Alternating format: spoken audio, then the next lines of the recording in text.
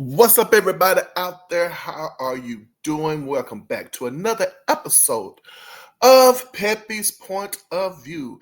That's right, I am your favorite host, your favorite R&B historian. I am your favorite music critic, Peppy. And this is the month of February, and February is Black History Month or Black Heritage Month.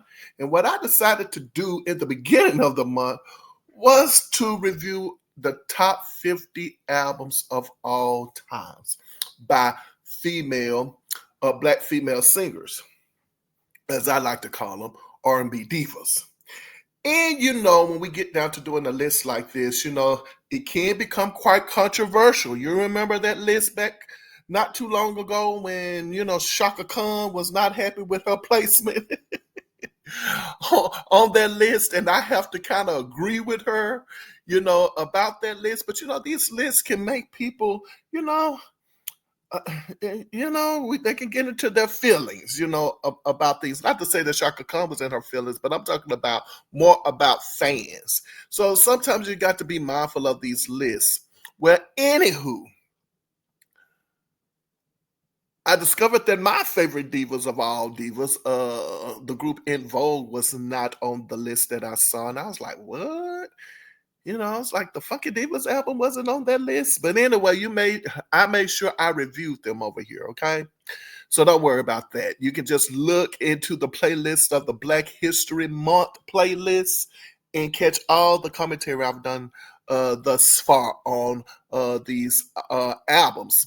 Some of these albums I haven't heard before, as in the case of Andrea Martin. The Best of Me. This is my first time hearing this album. Okay. So, anywho, this is going to be a different review.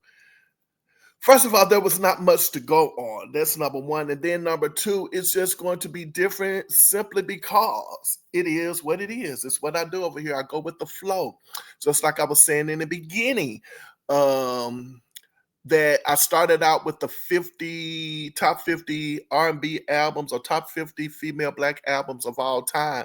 And obviously, I've deviated from that, so to speak. But I still will get to some of those albums, but I have to go with the flow. And so when I'm seeing an album that kind of popped up or a diva that has popped up, and I'm like, oh, let me check that album out too.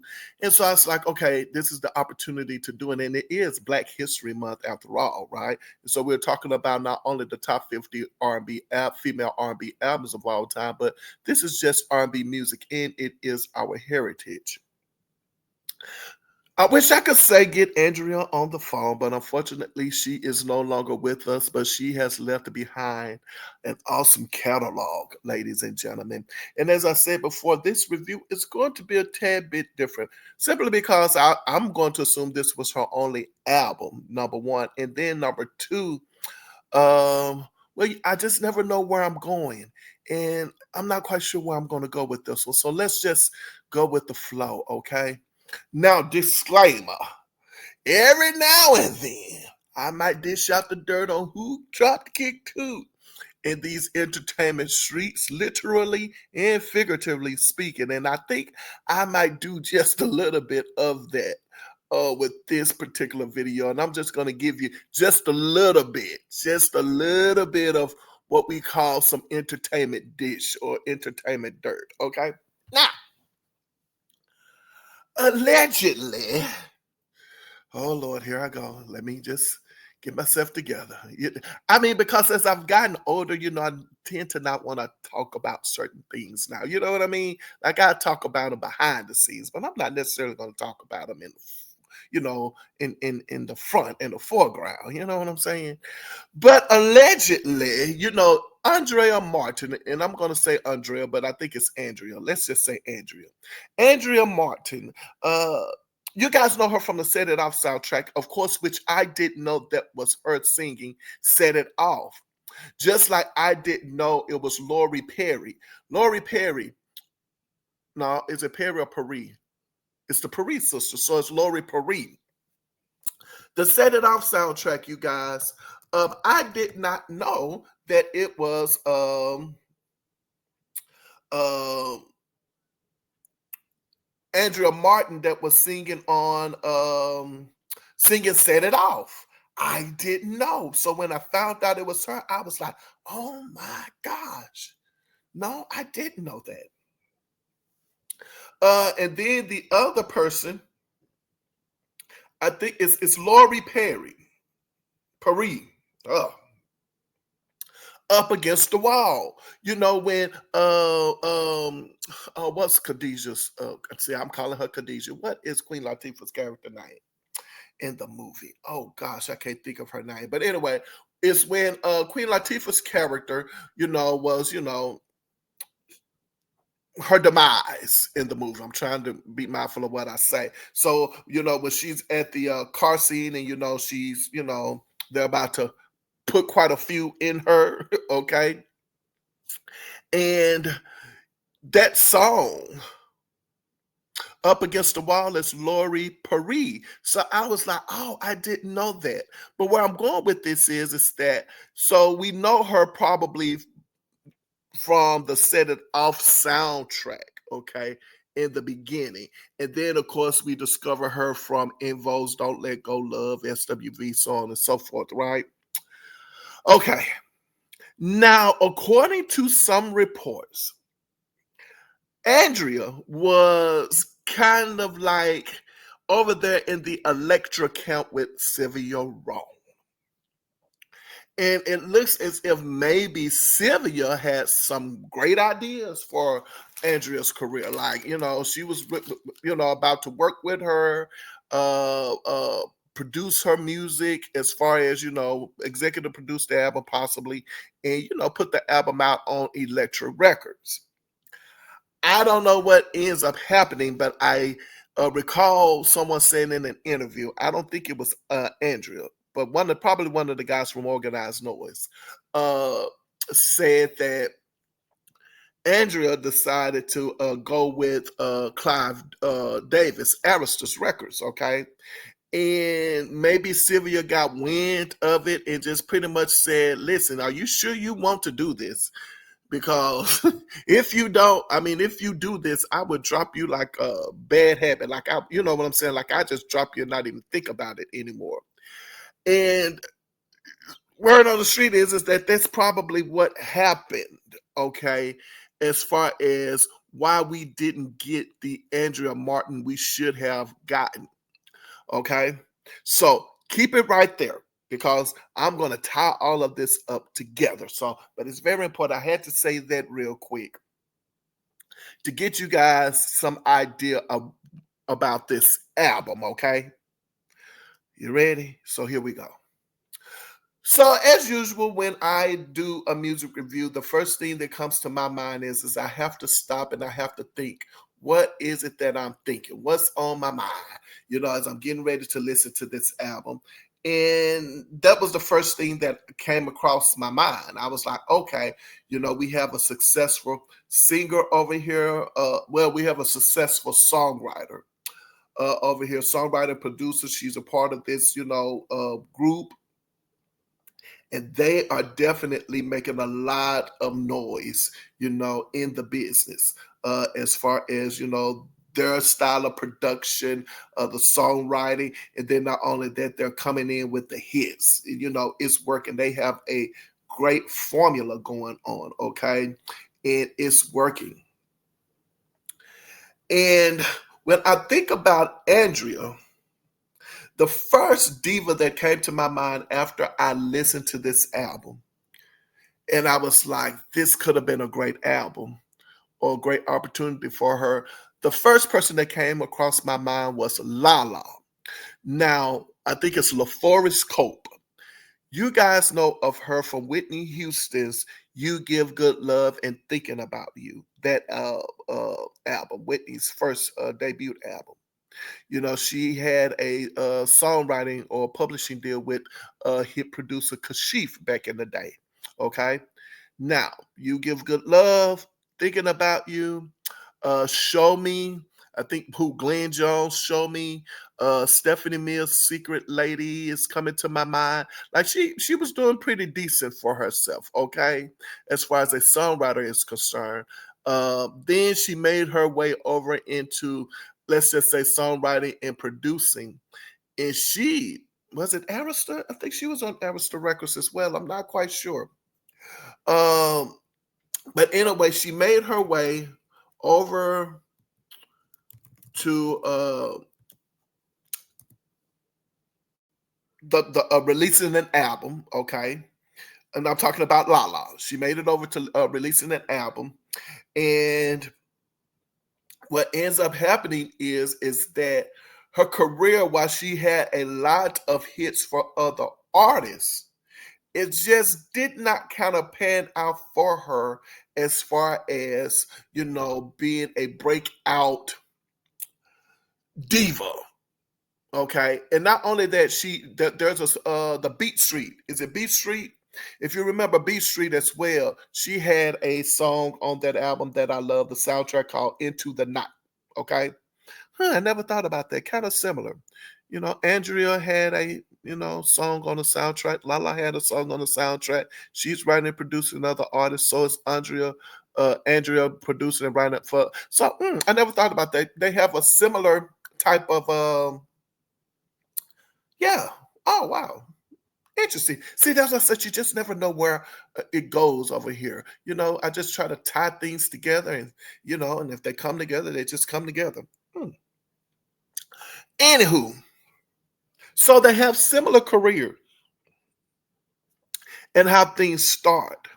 Now, if you guys have followed me for a while, then you already know how I feel about when it comes to executives breaking an artist into the business, so on and so forth. I think these record companies can make you like a song. You know what I'm saying? Like they can make a hit record if they want to make a hit record. They can make a hit artist if they want to make a hit artist. They really can. I mean, it's just what it is. It's marketing and promotion at the end of the day. It's just, some people, are like, hey, I like what you got going on. Let me turn the light on for you. Let me hit the green light, for you. Let me green lit this, so on and so forth, right? But it never happened for Lala that way as far as an R&B diva singer is concerned. And of course, with Andrea no longer being here, obviously, we don't know what her career could have become. Now, what I'm finding interesting with some artists is that while they are great songwriters and possibly producers, and they have this sound, and this sound works well for other artists. Do you see where I'm going? But for whatever reason, it doesn't click when it comes to that artist. I'll give you a prime example. This just fell in my head. Missy Elliott, right? We got the Missy Elliott in the Timberland sound, right? For whatever reason, it works well for when Missy is producing other artists, but it also works well for Missy. But if you think about it, there's a quality about Missy that not only do you like her song, but the things she does gets your attention. You're looking at like, what? What? Huh? Right? She kind of gets your attention, right? So I'm not gonna say that what she's done is are like gimmicks. But at the end of the day, she has a style and a personality about herself that sets her apart from all the other artists she's writing and producing for. We're talking about Missy Elliott. When I think about Lala, Lala is kind of like the same way, but she's in a category of where she had great songs, and the albums I listened to by her were great albums. I just don't feel like the production wise, she should have gotten better producers. I just say it. It's just what it is. I didn't care too much for the production. Or maybe not that she could have gotten better producers. Maybe the producers should have just you know, did better production on her albums. I put it that way. Like you could tell that she had the vocals and all of that, but yeah, something just wasn't right. I know it seemed like I'm rambling, but I'm trying to go somewhere and land over here on Andrea. Okay. So just to recap briefly, so if anybody in the kind of got lost their way, basically what I'm saying is if you are a songwriter and a producer and you have hits for other artists, sometimes that sound and those songs don't work for you. You see where I'm going? It's almost kind of like it definitely is a hit or miss, right? Yeah, you could do that for other artists, but just not quite you. And and I said this before when I was talking about Phyllis Hyman. Who else I was talking about? Was it Phyllis Hyman and what's that lady name? Angela Bofield, possibly. But I know definitely Phyllis Hyman. And Patti LaBelle. Phyllis Hyman and Patti LaBelle. You guys, when I was speaking about how you just got to find the right producer, you got to find the right songs, and you got to find the right record company. But most importantly, I think is finding the right producer and the right artist. I just covered Mickey Howard. Check out the Mickey Howard video that I just posted. I just covered her. And my first time hearing the Mickey Sings Billy, okay, a tribute album. And that album was produced by, the first 5 tracks was produced by David Foster, and the last 5 tracks were produced by LaMaya Humes. And I said, when I heard this album, I'm like, oh my gosh, when I got to the last 5 tracks, it's like something just came to life. I was like, man, this is getting good. And when I discovered it was LaMaya Humes, I was like, oh yeah, he definitely knows what to do with Mickey. Like he knows her. And that's the same way I'm feeling. It's just you just got to have the right producer, you got to have the right singer. And I know this thing can be kind of difficult, right? Because you're dealing with someone like an Andrea Martin who has had hits for other artists, right?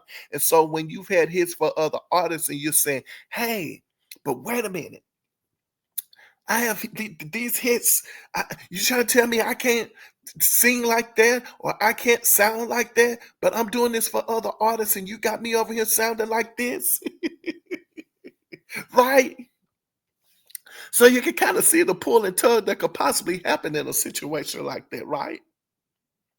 And you could tell the producer and the company kick rocks, snatch up everything and just go out the studio saying, I'm not singing that. I want to sing. I don't know why I find this funny. I don't know why I'm laughing about it. But I'm pretty sure it has happened, right? Oh, Lord have mercy.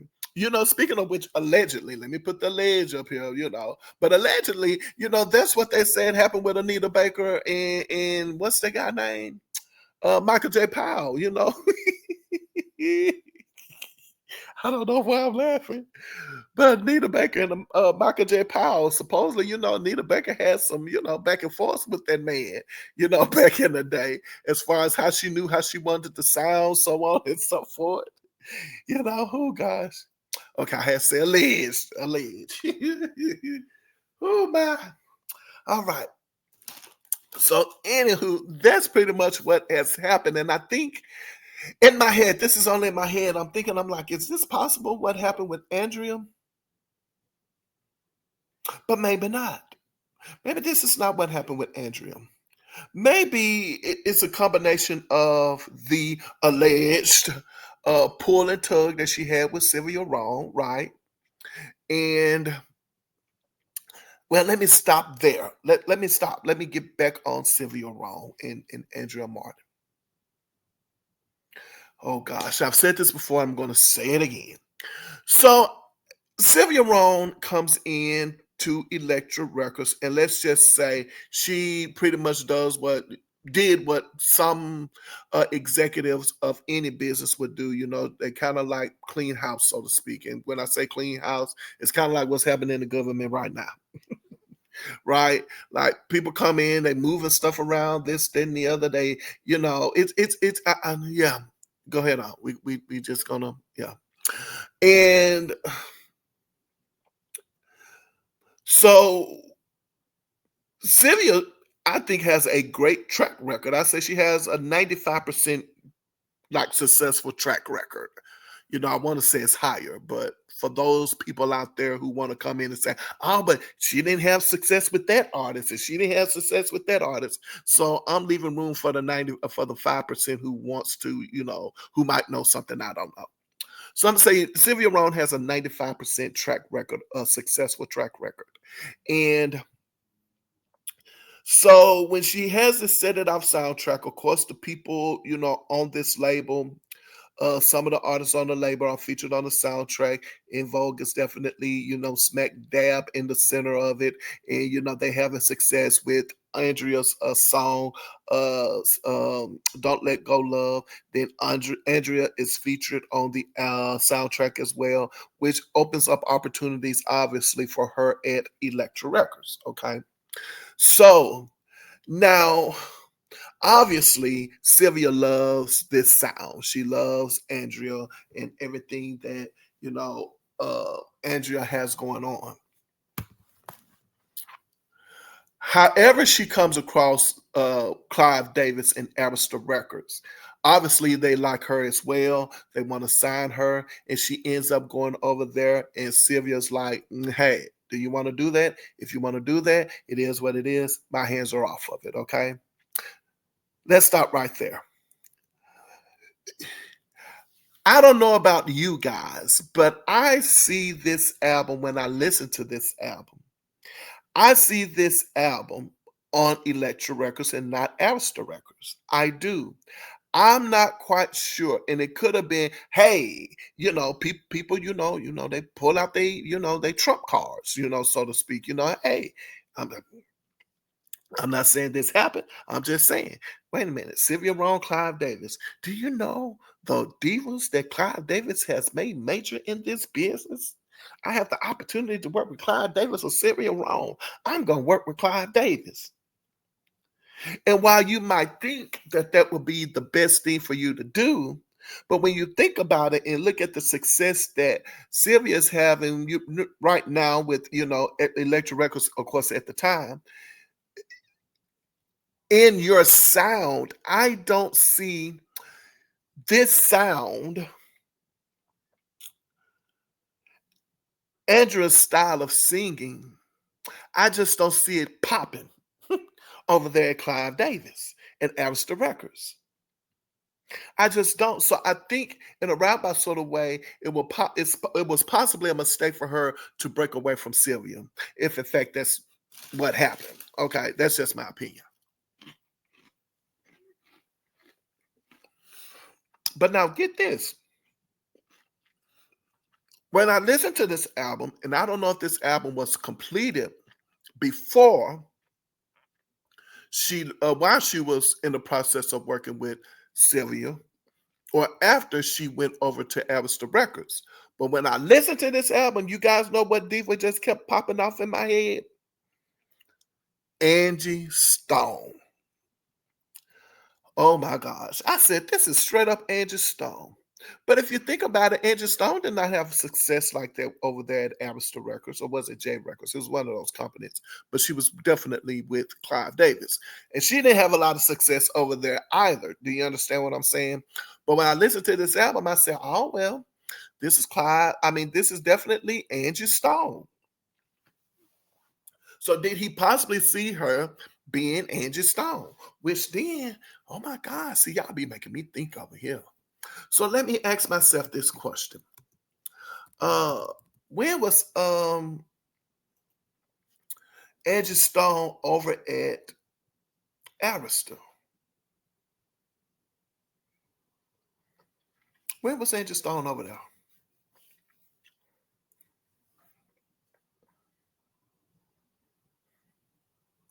Oh, it makes sense. Now it makes sense. So Clive has Monica, Faith Evans, Deborah Cox. Was Shanice over on Arista Records? Was Shanice ever on Arista Records? Well, you can say she was if she was on LaFace Records. Was LaFace Records? Oh, Oh, oh, oh, I see why she went over there. Is Monica Alistair? Oh, that's why you did that, Andrea. Those divas. I don't know why I was. See, I told y'all I love it when it comes together. So that's why she went over there, possibly. She went over there because she was working with Clive Davis, had all of these other artists over there. Makes sense. Well, hey, put me back in my place then. Hey, it is what it is. You guys already know. Like I said, I never know where I'm going. I didn't know where I was going with this. But I do know, now that I brought it up, it's worth mentioning, right? So I answered my own question. See, like I said, that's why I like what I do over here. Don't stop me from doing what I do over here.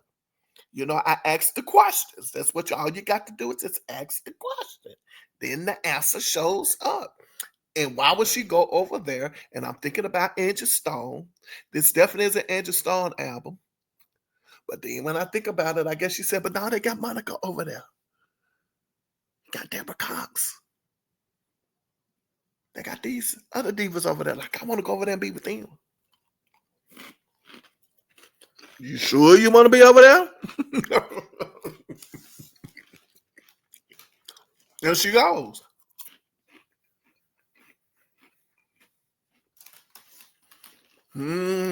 Interesting. Interesting. All right. Well, where else I'm going? I know I ain't talked about the album, but that's all right. So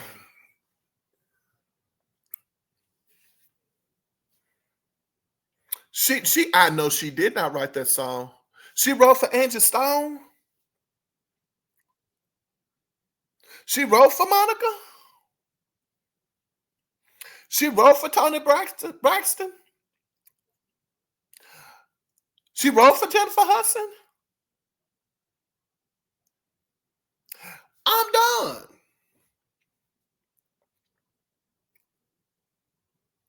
I'm done. So then what? So let's get into the review of the album. All right, we're gonna review. We're gonna review the album. I guess it makes sense.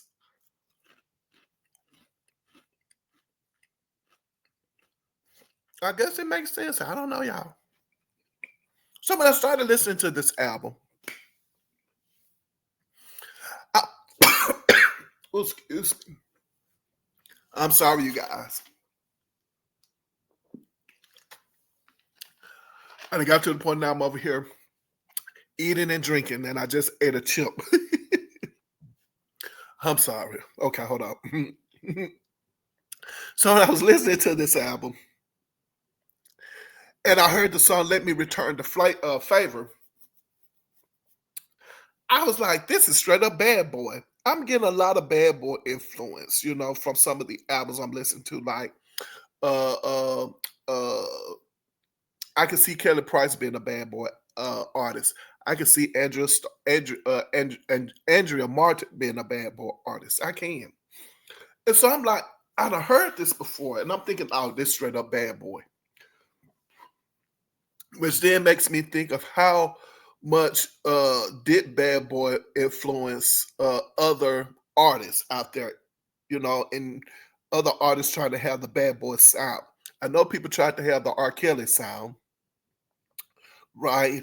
But I'm wondering how much did Bad Boy influence other artists. And then I heard this song, and I'm thinking, this is Angie Stone. This is an Angie Stone record. And Rodney Jerkins' production, I'm like, okay, it is what it is. So then I get to the next song, Baby, I Can Hold You. And as I'm listening to this album, I'm trying to figure out why she wasn't on while she wasn't a major solo artist. We done already talked about that. I'm just talking about now listening to the album and asking myself the question. And then, of course, we got that Sylvia Wrong situation going on, okay? Then I get to the third song, and I'm like, Share My Love is my repeater, okay? Share My Love is on repeat. And I continue to listen to the song, and I'm trying to figure out on the song Breaking of My Heart, I'm like, who is this guy singing with her? And then I get The Best of Me. I'm like, okay, The Best of Me, that's kind of sounding like a little bit of Usher. That's a similar production to probably what Usher would have done at the time. Then when I get to track 7, do you really? Now it's an album so far that I can play from the beginning to the end. But by the time I get to track 7, and there are 11 tracks on this album, I'm saying to myself, all right, where are my hits? I haven't heard any yet. Then, of course, I get to the next track, song, and so forth. And something kind of happens towards the end of this album. And what happens to towards the end of this album, like the last 2 or 3 tracks, what I'm discovering is that you know what, Andrea Martin can sing her behind off if they let her. Like she can sing her behind off. She definitely shows you that you know what, don't play with her towards the end. Like don't play with me. Like that's what I'm getting, when I'm listening to her, just kind of soar throughout the tracks a little bit. And I was like, yeah, she has the goods. She definitely has the goods. She has the goods. She has the voice. She has all of that. And I could kind of see what people, Clive Davis probably finally possibly saw in her to give her that opportunity to go over there. Because if she could have been that diva vocally if they had let her sing those kinds of songs. She could have been.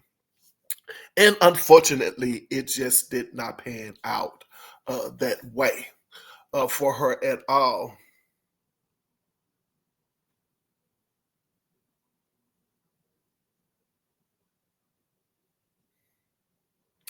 But then you also have to understand the landscape of music was changing for R&B and black artists. And maybe she just kind of got lost in the shuffle. It's one thing to produce a hit records for others, as I said before, but can you do this for yourself as a solo artist? Like, does it work? Does your sound, does your production style work for you? Right? It's one thing to write and produce great songs and they work for other artists. I'll give you a prime example. No, I'm gonna go here. I wouldn't think. I don't know why I was about to go with one producer, and one mind said, "Let me change that." I remember back in the day, Full Force would say Full Force. Bow Legged Lou. Those guys, Baby Anthony, Full Force. They would say, "Yeah, it was a hit, but can you really see us singing Lost in Emotion? Can you really see us singing head to toe?" Do you see what I'm saying? Like it's a great song, and yeah, we got these great, we got these good hits that's working for everybody else. But are we the ones to sing that and to pull that off? And sometimes I think you just have to be kind of honest with yourself when you are a producer and when you are a songwriter. You have to, you know your limits. You know, and you want to make sure that you're doing what's best for the song. Okay. Uh, but anyway, but I think also too it boils down to sometimes you just cannot let the music speak for itself. It's sad, but you just can't let the music speak for itself. It takes good management, it takes good marketing, it takes a good production team. It really has a lot of moving parts as far as say hit record is concerned or hit artist. Now, as I said before, this album is an album that I can definitely play from the beginning towards the end, and I love it. And towards the end, she's letting me know I can get in there with Whitney and Mariah and all these other divas if I want to, or if I'm given the material to do it. But you also have to understand with this album at the time it was released. And let me see, when was this album released? Because I'm trying to make a point. I'll make the point by saying this. If you recall, so the album was released in 1997. So, okay, good. I'm on point then. Well, the album was released in 1998. Still on point. Because what Andrea is doing musically at the time is what these divas I previously mentioned, like Mariah and Whitney, were doing at the time. They were finding themselves coming into this style of singing that I did not like. This style of production I did not like. My Love Is Your Love is a decent album, but it's not my favorite Whitney Houston album. Vocally, I'm like, okay, yeah, it's okay. I was like, Whitney, I don't want you singing these kinds of songs. Like, I mean, not an entire record like that. I'll put it that way. Like what she was doing with most people don't like I'm Your Baby Tonight album, but I would say I like it. Most people said that's her most urban album, if you will.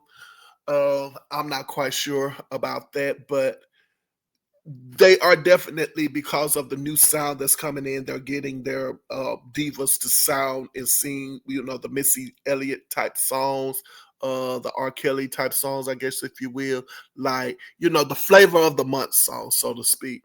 When these divas can sing anything, is what I'm saying, and make it a hit.